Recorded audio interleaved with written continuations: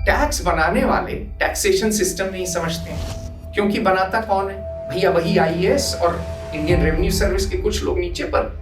क्योंकि tax terrorism ऐसा है कि लोग बिजनेस करने से डर रहे हैं। असल में नेहरू चाचा और मोदी मामा में बहुत फर्क नहीं है, दोनों को कपड़ों का शौक है, दोनों विश्व गुरु बनने चले थे। वो नॉन अलाइन मूवमेंट कर रहे थे, G20 करते फिरे। पहले नेहरू चाचा ने भट्टा बैठाया, फिर इंदिरा मैया ने बिल्कुल स्वाहा कर दिया अर्थव्यवस्था का, और उसके बाद अब मोदी मामा आ गए हमारे। ममता बनर्जी तो काली मैया है, हर चीज का सर्वनाश करके जाएगी। आपकी फाइनेंस मिनिस्ट्री बंदरों की बारात है।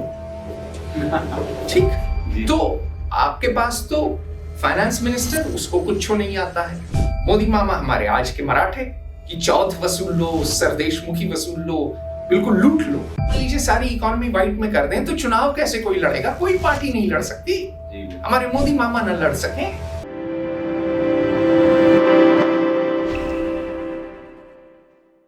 नमस्कार, फेयर ऑब्जर्वर हिंदी में आपका स्वागत है और आज बात करेंगे भारत की टैक्स व्यवस्था पे। क्या भारत का टैक्सेशन सिस्टम जो है वो उस तरह का है जिस तरह हमारे पौराणिक ग्रंथों में बताया गया है कि एक राजा जो है वो उसी तरह टैक्स वसूले जिस तरह से समुद्र से सूर्य जल को सोखता है और फिर बादल बन के उन इलाकों में बरसता है जहां सूखा है, जहां जरूरत है, या इसे टैक्स टेररिज्म का नाम दिया जा सकता है? बात करने के लिए हमारे साथ आज फेयर ऑब्जर्वर के संपादक अतुल सिंह हैं। सर, बहुत स्वागत आपका आज के कार्यक्रम में।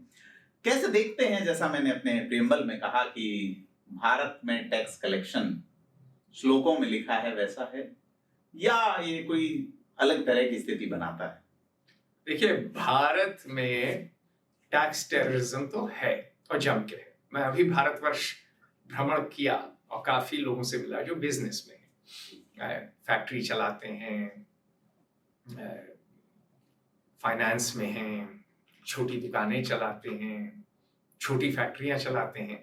तो कारोबार जो कर रहा है वो रो रहा है कि साहब कुछ पता ही नहीं है क्या होगा, कल आसमान सर पे गिर पड़े, पता ही नहीं है।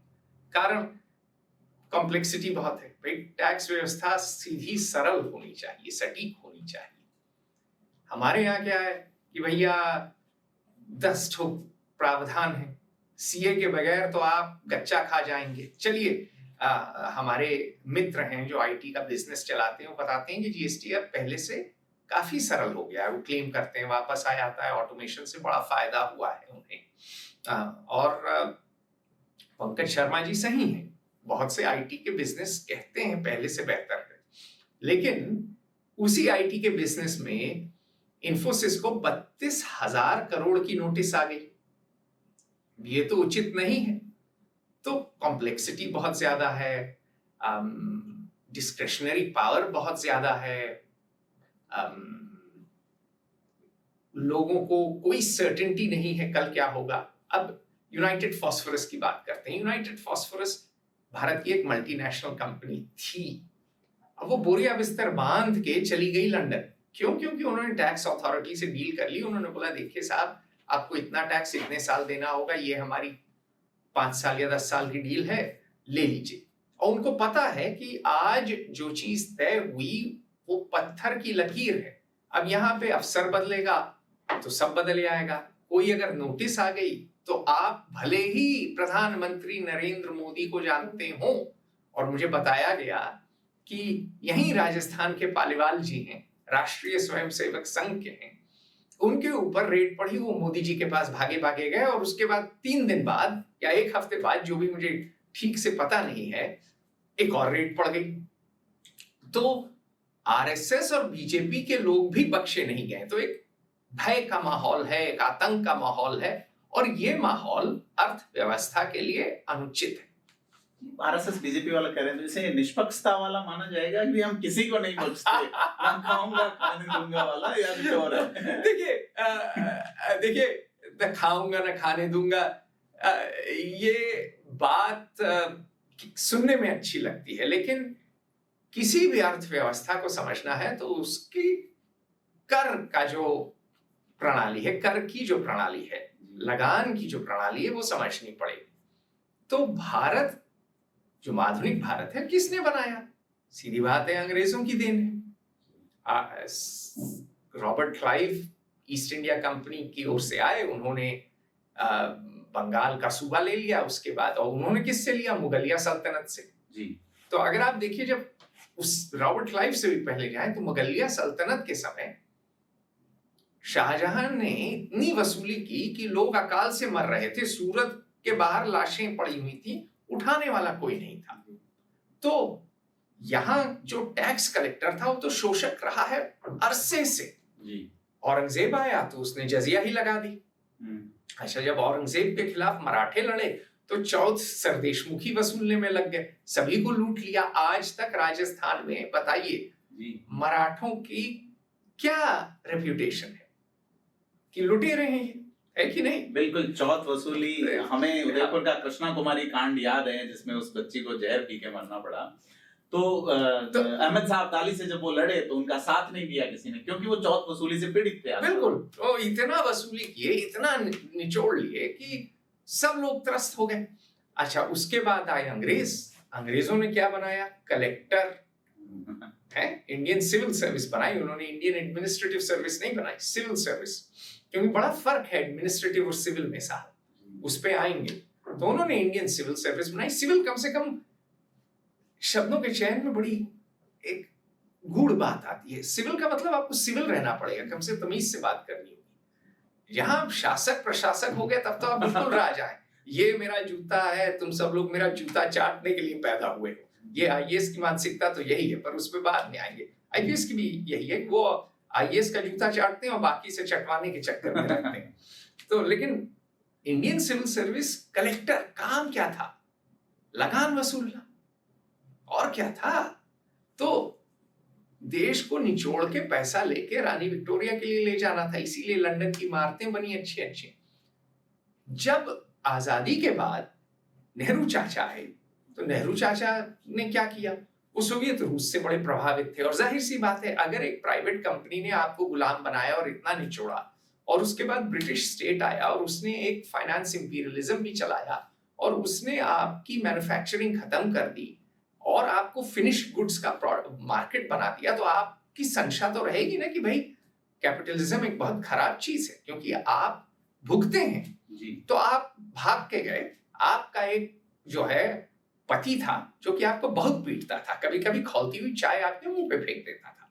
तो आप गए, वो जो है सड़क के किनारे कोई शाहरुख खान टाइप लौंडे के पास जो सोने की चेन पहना हुआ है, और गए कि अब ये बचाएगा। पता चला वो भी निकला एकदम बदमाश। तो आप जिस सिस्टम के पास गए, सोशलिज्म जो आपने अपनाया नेहरू चाचा ने, वो तो बिल्कुल ही इकोनॉमी को ध्वस्त कर दिया, क्योंकि उसने एयर इंडिया इन्होंने ले लिया टाटा से, आईएएस के हाथ दे दिया।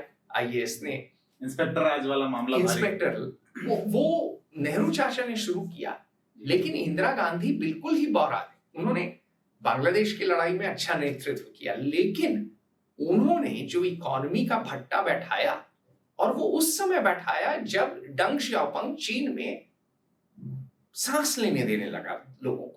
उन्होंने कहा भाई माओ से बड़ी गलती हुई, माओ की नीतियों से हमको मिली ग्रेट लीप फॉरवर्ड, जिसमें मिलियंस मर गए, करोड़ों लोग मर गए, और दूसरा क्या मिला?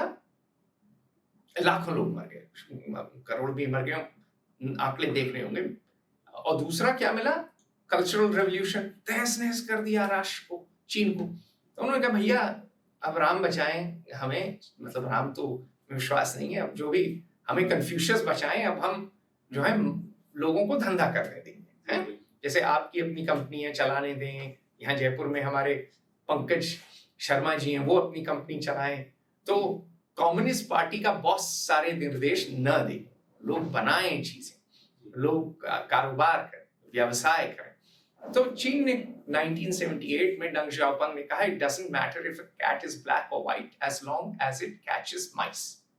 और उस समय इंदिरा गांधी ने बैंक नेशनलाइज कर दिया, लाइसेंस परमिट कंट्रोल राज ऐसा बनाया कि पता चला 27 इंस्पेक्टर आते थे फैक्ट्री में। एक साहब हैं प्रकाश आनंदानी, टेक्सटाइल फिल्म फैक्ट्री चलाते हैं अहमदाबाद में, वो बता रहे थे कि भाई इतने लोग आते थे, 500 रुपया मान लो चालान का था, 1000 रुपया आपको ऊपर से देना पड़ता था घूस। तो इतने लोग आए और हर आदमी घूस लेके जा रहा है, तो आप बिजनेस करना कितना मुश्किल हो गया। अब बैंक जाते थे चालान जमा करने या पैसा जमा करने, एक ही विंडो में होता था, आप खड़े रहते थे, फिर वहां से कटा के रसीद फिर आप जाते थे, फिर चालान कटता था। तो बिजनेस वाला बिजनेस कब करेगा? कितना उसका समय नष्ट होता था, कितनी कॉस्ट, ट्रांजैक्शन कॉस्ट आप बढ़ा रहे थे, कितना उसके दोनों पैरों में आप पत्थर बांध के कह रहे थे बेटा स्विमिंग कर। तो हुआ ये कि मैन्युफैक्चरिंग पूरी चली गई चीन, हमारे पास तो कुछ नहीं रहे। तो पहले नेहरू चाचा ने भट्टा बैठाया, फिर इंदिरा मैया ने बिल्कुल स्वाहा कर दिया अर्थव्यवस्था का, और उसके बाद अब मोदी मामा आ गए हमारे। और मोदी मामा ने वही, जैसे कांग्रेस क्या है, ढलती मुगलिया सल्तनत, ठीक, ये क्या है, मोदी मामा हमारे आज के मराठे कि चौथ वसूल लो, सरदेशमुखी वसूल लो, बिल्कुल लूट लो। तो हर आदमी चोर है। अब आप हर आदमी को संख्या से देखेंगे तो धंधा कैसे होगा? चोरी भारत में क्यों होती है? क्योंकि व्यवस्था गड़बड़ है। अगर आप भारत के सारे कानून लागू कर दें तो भारत कल न चल सके, आज न चल सके, अभी बंद हो जाए। तो सीधी बात यह है कि आपको कानून सारे हटाने होंगे, पहली बात, जो उपयोगी नहीं है, हाँ, या जो ऑब्स्टिकल्स पैदा करते हैं। हाँ, और अगर आप मान लीजिए सारी इकोनॉमी वाइट में कर दें तो चुनाव कैसे कोई लड़ेगा? कोई पार्टी नहीं लड़ सकती। हमारे मोदी मामा न लड़ सकें, भाई पैसा कहीं से तो आएगा चुनाव का। अब इंस्टीट्यूशनल एक इन्होंने बॉन्ड शुरू किया था, सुप्रीम कोर्ट ने काट दिया, लेकिन कोई वाइट तरीका नहीं है चुनाव लड़ने का भी। जिस तरह से ये कहते हैं सर 70 लाख रुपए में आप लोकसभा का चुनाव लड़ लो, 25 लाख में एमएलए लड़ लो, ठीक है, ठीक है। और अभी जो है सोमनाथ प्रकट हो जाएंगे और महमूद गजनी को मार डालेंगे।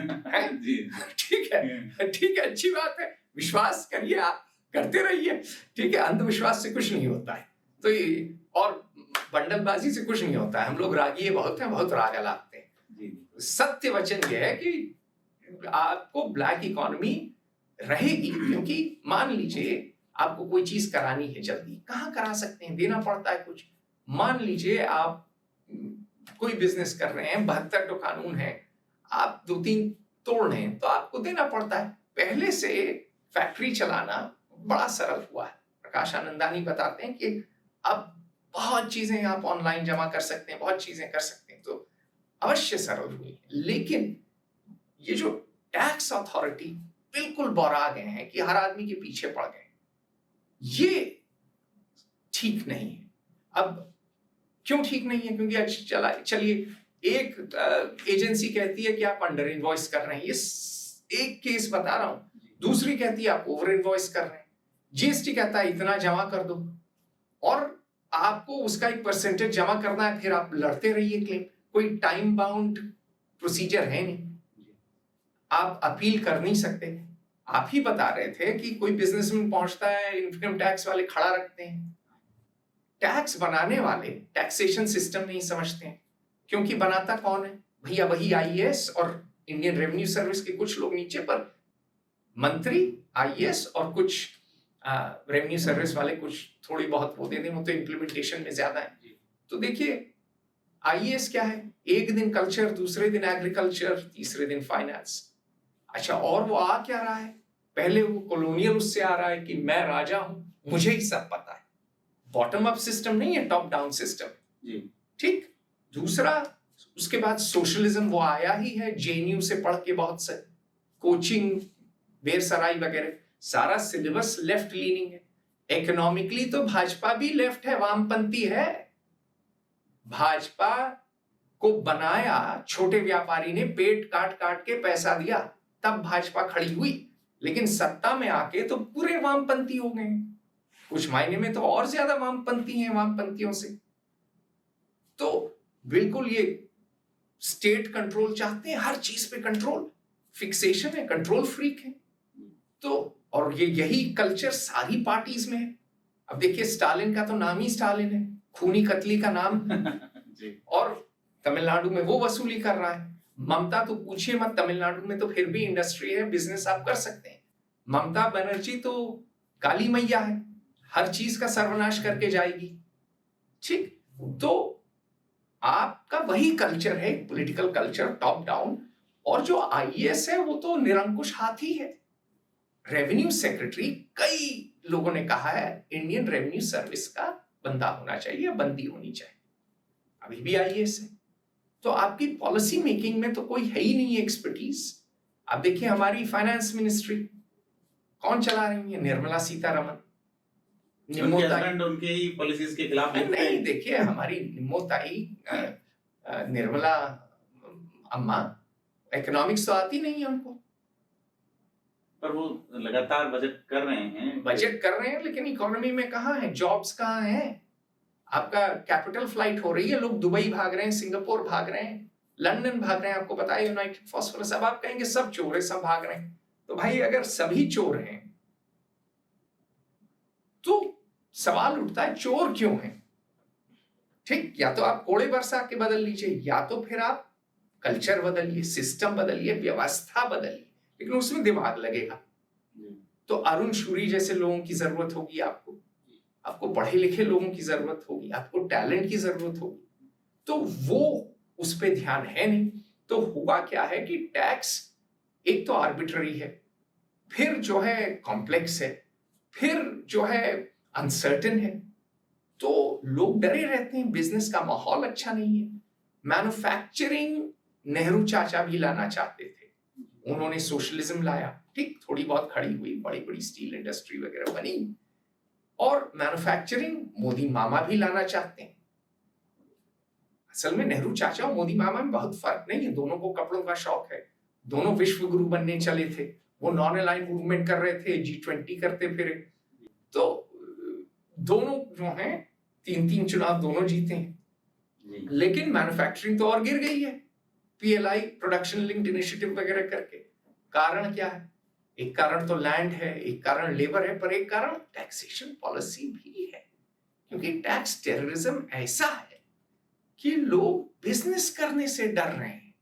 पर सर मैं आपको रोकना चाहूंगा, 2017 में जब जीएसटी आया था, तो मुझे जहां तक मेरा नॉलेज है कि सेलिब्रेट हुआ था भारत में। जीएसटी बहुत अच्छी चीज है कि जीएसटी लगा है, और ये इसमें तो नरेंद्र मोदी को आपको क्रेडिट देनी पड़ेगी, और उसके पहले भी काम हुआ था, ये अकेले नहीं उन्होंने आप देखिए उसमें 365 से अधिक चेंजेस एक साल में हुए। हाँ, लेकिन अब मैं वही आ रहा था, इम्प्लीमेंटेशन कब हुआ?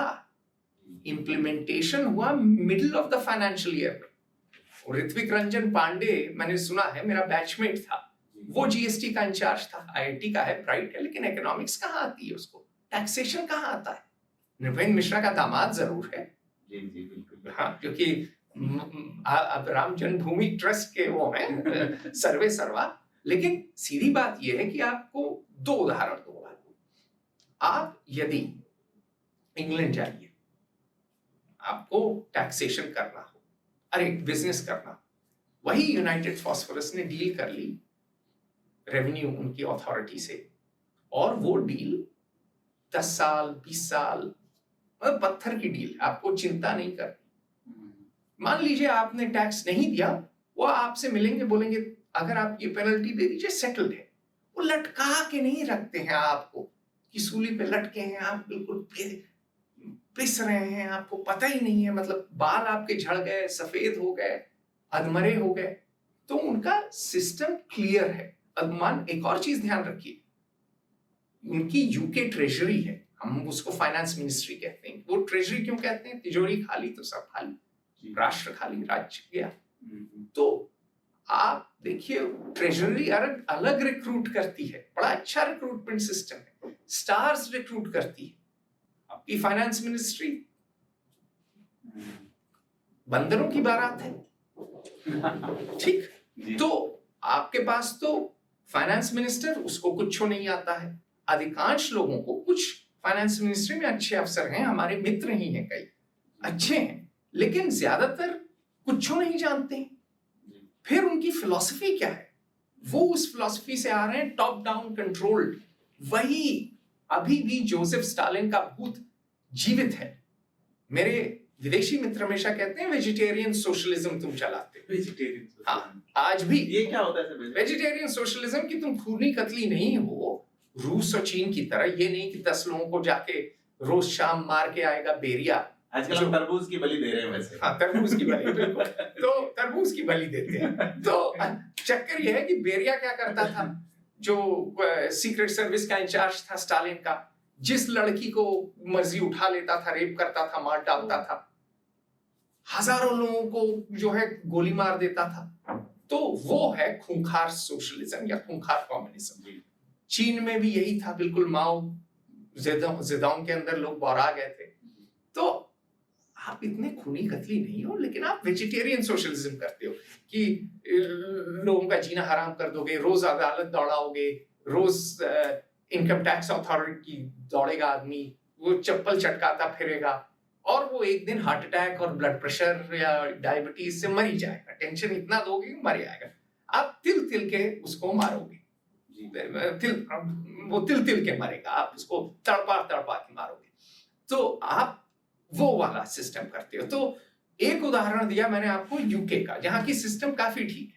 दूसरा उदाहरण दूंगा इटली का, जहां से सोनिया गांधी आई।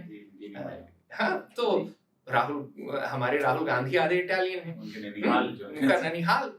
इटली में इतना रेगुलेशन है और टैक्स अथॉरिटी इतनी पागल है कि आप बिजनेस करते हैं तो जहद करके करते हैं, जबकि इटालियन बड़े टैलेंटेड, फेरारी बनाते हैं, मासेराटी बनाते हैं, सारे डिजाइनर स्टफ बनाते हैं। नॉर्थ इटली और जर्मनी 2 ही इलाके हैं जो कि इंडस्ट्री अच्छी करते हैं यूरोप में, ठीक है। लेकिन इटली में धंधा करना, वो ब्राउन पेपर एनवेलप्स में कैश के बिना बड़ा मुश्किल था। बहुत करप्शन है, माफिया वही है। अब तो इंदांग्रेता है, हमारा तो वीडियो है फेयर ऑब्जर्वर इंग्लिश चैनल पे कि इंदांग्रेता इटालियन हमारी इंटर्न ने बनाया, क्यारा कास्त्रो ने, कि कैसे कोकेन ट्रेड उन्होंने कर लिया। सारा क्राइम माफिया शब्द इटली से आया, माफिया। लेकिन अब माफिया को पीट दिया है। माफिया कोसा नोस्त्रा को बोलते थे, वो सिसिलिया से थे जी। अब ये इंदांग्रेता आया है कलाब्रिया से। इन्होंने माफिया को पटक के एकदम ऐसा पटका है कि माफिया कोसा नोस्त्रा की छाती छितरा गई। अब इंदांग्रेता कलाब्रिया वाला कंट्रोल करता है, वो कोकेन ट्रेड में है और कोकेन साउथ अमेरिका से लाता है। तो सीधी बात यह है कि भाई इटली में आपने ऐसी कॉम्प्लेक्सिटी लाई, इतना करप्शन है, टैक्स अथॉरिटी इतने पागल हैं कि लोग क्राइम पे ही चले जाते हैं। और जो अच्छा बिजनेस वाला है वो भाग जाता है। भैया इटालियन, हमारा एक इटालियन मित्र, हमारा जो रूममेट लोरेंजो कंसोली, वो बॉस्टन बैठा है, पहले स्वीडन था, उसके पहले स्विट्जरलैंड था। हमारे पाउलो, हमारा दूसरा मित्र, वो भी भागा हुआ है। इटालियन जितनों को मैं जानता हूं, कोई जर्मनी बैठा है, कोई लंदन बैठा है, कोई यूएस बैठा है। तो आपका टैलेंट लॉस कितना हो रहा है। देखिए, मेरा एक अभिन्न मित्र है और सहलेखक भी है, मनु शर्मा, इकोनॉमिस्ट है, आप जानते हैं, दिग्गज आदमी है, विद्वान आदमी है। हमेशा कहता है टैलेंट और कैपिटल मोबाइल है भैया जी। तो अगर आप शासक हैं और आपने ये सोचा कि हम वसूली कर ही लेंगे, कोड़े बरसा लेंगे आप, लेकिन टैलेंटेड आदमी पे नहीं बरसा पाएंगे और कैपिटल वाले आदमी पे नहीं बरसा पाएंगे। वो तो चला जाएगा कहीं। तो फिर आप टैलेंट पुअर और कैपिटल पुअर होते चले आओगे। फिर आप बिजनेस आपके यहाँ नहीं रहेगा, बिजनेस इतना नहीं आएगा, ठीक है, तो नौकरियां नहीं आएंगी, इकोनॉमिक ग्रोथ नहीं आएगा। ठीक है, आप इतने लो बेस से शुरू कर रहे हो कि 7-8%, ठीक है, आप अचीव कर लो, कौन सी बड़ी चीज है। लेकिन आप वो 10% ग्रोथ जो कर सकते थे, नहीं। अब लोग कहेंगे नहीं जी, पूरी दुनिया में इकोनॉमिक ग्रोथ डिप्रेस्ड है, तो आप भारत की ओर क्यों देख रहे हैं? भारत की ओर इसलिए देख रहे हैं कि भारत की पर कैपिटा इनकम 2448.88 थी 2023 में, वर्ल्ड बैंक की स्टैटिस्टिक्स के अनुसार पिछले साल जी। इस पर कैपिटा पे तो आप ग्रो कर सकते हैं कहीं ज्यादा जी, बिल्कुल। लेकिन आपने नीतियां, ये जो आपने बताया ये डॉलर में था, ये डॉलर, इसको आप कन्वर्ट कर लीजिए, 80 से कर लीजिए मोटा मोटी, है ना। लेकिन बात ये मैं कह रहा हूं कि अगर आपकी नीतियां ठीक हों, अगर ये टैक्स टेररिज्म ना करें कि आदमी डरा सहमा एकदम आतंक से जी रहा है, उसको आप हार्ट अटैक और ब्लड प्रेशर और हाइपरटेंशन दे रहे हैं जी ना दें तो कितनी और नौकरियां बनेंगी। सर, ये चुनाव में जो पैसे जब्त करते हैं, मेरे एक परिचित हैं दिल्ली में, उनके 10 लाख रुपए जब्त हुए थे आज से 10 साल पहले 2014 में, और उनको आज तक पैसा वापस नहीं मिला है। तो वही है ना, आपको जमा करना पड़ता है, फिर आप लड़ते रहिए केस कब आएगा पता ही नहीं चलेगा। मेरे अपने जो हैं अभिन्न मित्र हैं, उनके ऊपर 2 केस कर दिए। केस बिल्कुल जायज नहीं है। वो कह रहे हैं भैया हियरिंग करो, हियरिंग ही नहीं हो रही है। अब वो कोई रिट डालेंगे, बताइए कितना पैसा खर्च करेंगे, कोर्ट जाएंगे। तो ये cost of doing business India में बहुत हाई है। देखिए, हमारा लीगल स्ट्रक्चर कोई नहीं है इंडिया में। क्यों नहीं है? डर लगता है कि भैया यहाँ अगर कोई चीज शुरू कर दी और ये इंटरव्यू किसी को पसंद नहीं आया, तब तो हम लटके रहेंगे सूली से, हमको उल्टा टांग देंगे ना। हम हो जाएगा, जीत का डायलॉग है ना कि रॉबर्ट इसको लिक्विड ऑक्सीजन में डाल दो। लिक्विड इसे जीने नहीं देगा और ऑक्सीजन इसको मरने नहीं देगा। तो अपने मोदी मामा का जो सिस्टम है कुछ ऐसे ही हो गया है। वो एक शुरू में एक ऑप्शन आया था कि आपके बैंक अकाउंट में अगर 3,000 रुपए से कम है तो आपका पैसा कटेगा, और 3,000 से ज्यादा है तो आपको गैस में सब्सिडी नहीं मिलेगी। तो पृथ्वीराज कपूर का डायलॉग था कि सलीम तुम्हें मरने नहीं देगा और हम तुम्हें अनारकली जीने नहीं देंगे। तो कुछ ऐसे ही हो गया है जी।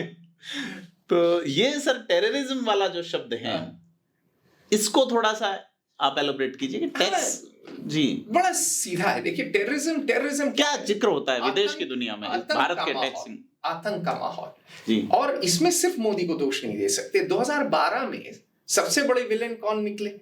रेट्रोएक्टिव टैक्सेशन वोडाफोन के खिलाफ किया किसने? प्रणब मुखर्जी जी। बहरा गए थे क्या? आज हम दोनों कोई काम कर रहे हैं, आज हम दोनों बात कर रहे हैं, कल को कानून बन जाता है कि नीली शर्ट और पीली शर्ट में पहन के बात करना गैर कानूनी है। और वो कानून जो आज से 5 साल 10 साल 20 साल बाद बनता है, वो फिर पीछे भी लागू होता है, भूतलक्षी प्रभाव से लागू होगा। हाँ। जो कि डॉक्ट्रिन ऑफ नेचुरल जस्टिस के अगेंस्ट है, बिल्कुल अगेंस्ट है जी भैया। तो ऐसा नहीं है कि हमारे जो है कांग्रेस सरकार कोई बेहतर थी, पूरा देश ही वामपंथी फिलॉसफी से इतना प्रभावित है और कॉलोनियल स्ट्रक्चर से इतना प्रभावित है। अफसर वामपंथी फिलॉसफी का और नेता दोनों दुरुपयोग करता है पावर के लिए, कंट्रोल के लिए, लोगों को सताने के लिए, क्योंकि वही शाहजहां की आत्मा सब में जी रही है। दुर्योधन दुशासन शाहजहां की आत्मा जी रही है, चौथ सरदेशमुख की आत्मा जी रही है, रॉबर्ट क्लाइव की आत्मा जी रही है, लॉर्ड मैकॉले की आत्मा जी रही है कि बिल्कुल लूट लो, कलेक्टर बिल्कुल मैं ही हूं राजा, बाकी तो सब रंक।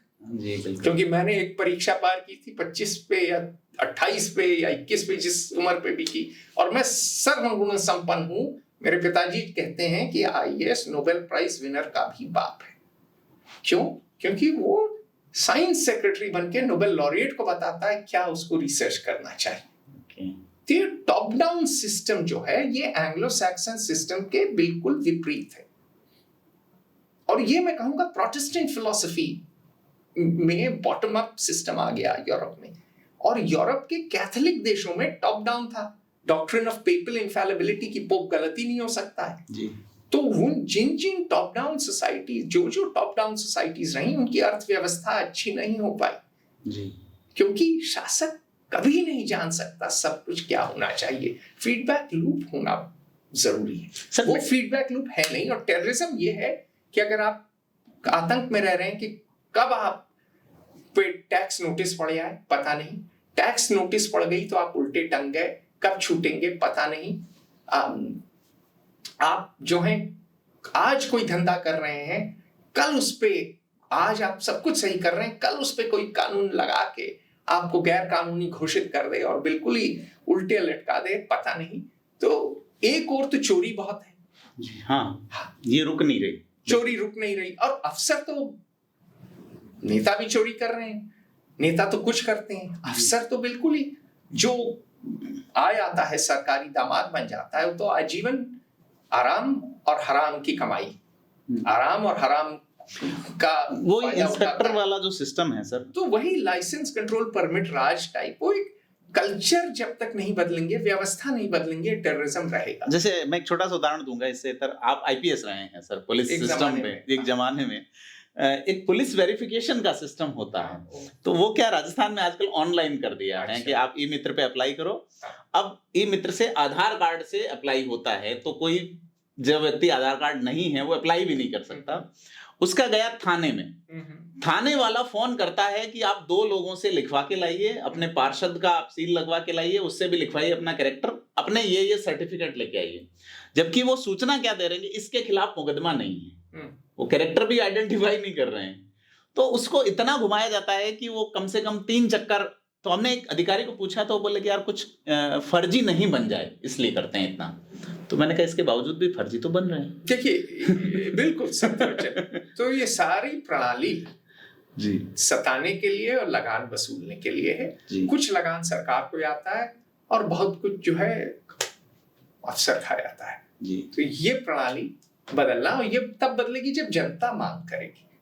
और इसीलिए ये बात हम कर रहे हैं कि टैक्स टेररिज्म नहीं होना चाहिए। टैक्स आप बिल्कुल लीजिए साहब, लेकिन सरल बनाइए, देना सरल बनाइए, एक सिस्टम बनाइए कि अगर मुझे लगे कि मैंने टैक्स दिया और ये जायज नहीं है तो मैं विरोध कर सकूं, और मुझे एक टाइम बाउंड में आप निर्णय दे दीजिए। जी जी बिल्कुल। इधर या उधर आप अधर्म में क्यों लटकाए हुए त्रिशंकु की तरह? वो एक टेरर है, क्योंकि टेररिज्म में लड़ाई नहीं होती है। लड़ाई में क्या है कि हम और आप लड़ रहे हैं, तलवार तंग गई है। टेररिज्म में ये मैं सब्जी खरीद रहा हूं, मुझे पता ही नहीं है बम फटेगा नहीं फटेगा।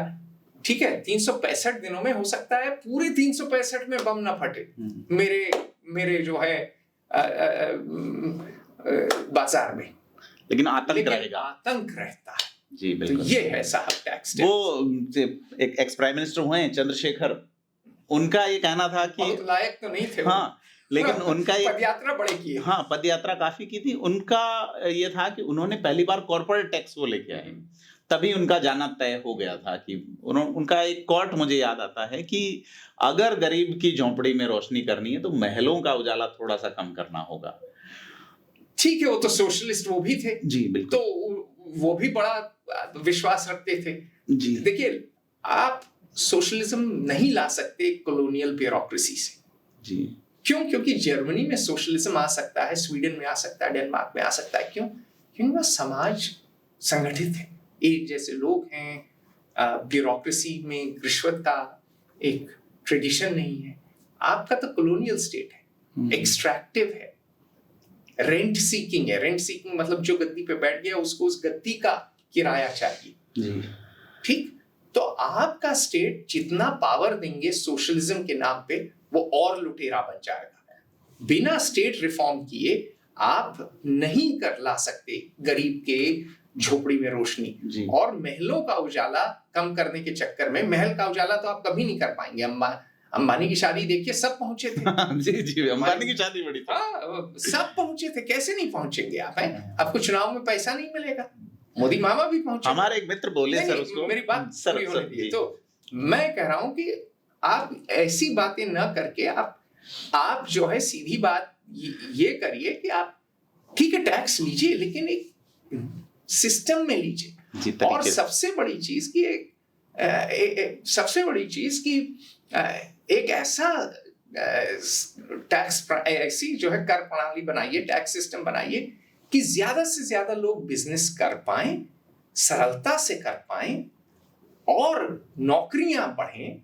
और जब कारोबार बढ़ेगा, जब आपकी अर्थव्यवस्था बढ़ेगी तो गरीबी अपने आप कम होगी।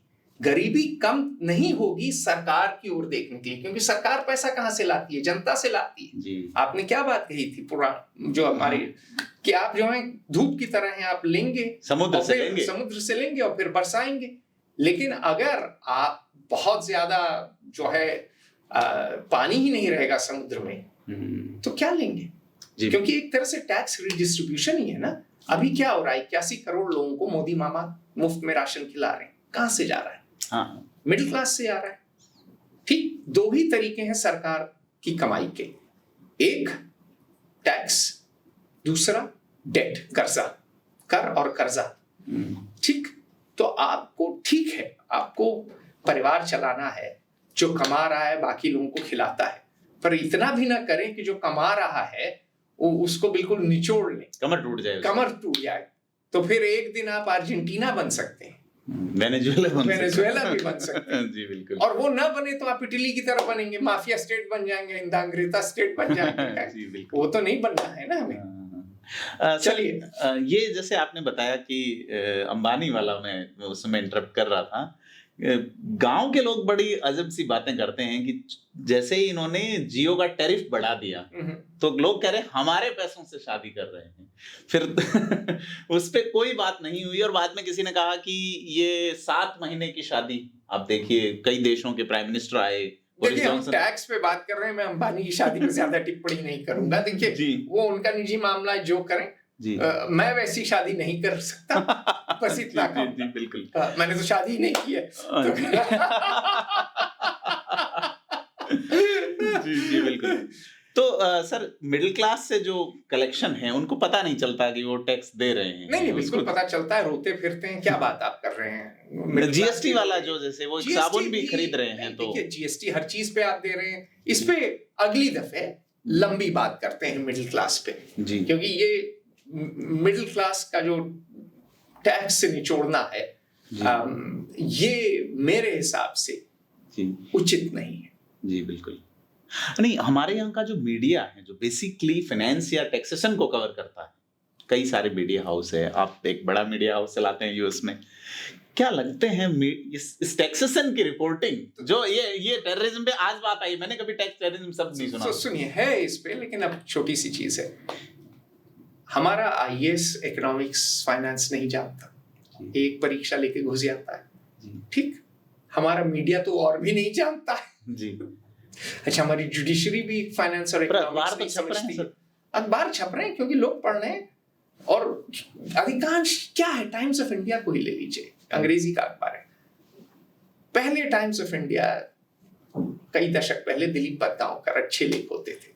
अब क्या है, अब टाइम्स ऑफ इंडिया बॉलीवुड में क्या हो रहा है, क्रिकेटर क्या कर रहा है, कहाँ किसका रेप हो गया, कहाँ जो है क्राइम हो गया, यही सब तो है जी।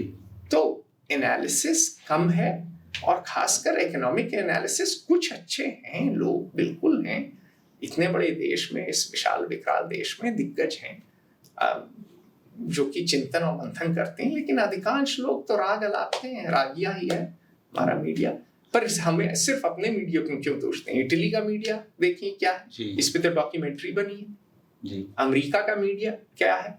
तो मेरा मानना यह है कि, और ये फिर एक और वीडियो हो जाएगा, बात बंद करें, टैक्स टेररिज्म की बात है ये, तो कि आपकी शिक्षा, आपका मीडिया, आपकी राजनीति, तीनों एक दूसरे से यूं जुड़ी हुई। अगर आपका समाज शिक्षित नहीं है तो फिर आप क्या उखाड़ लेंगे? आपकी मीडिया अगर ठीक नहीं है तो लोगों को पता क्या रहेगा? और अगर आपका राजनीतिक माहौल ठीक नहीं है, मान लीजिए इटली जैसा हो, मान लीजिए वेनेजुएला जैसा हो, मान लीजिए अर्जेंटीना जैसा हो, तो अर्जेंटीना आज से 100 साल पहले टॉप 10 देशों में थे। एग्जैक्टली।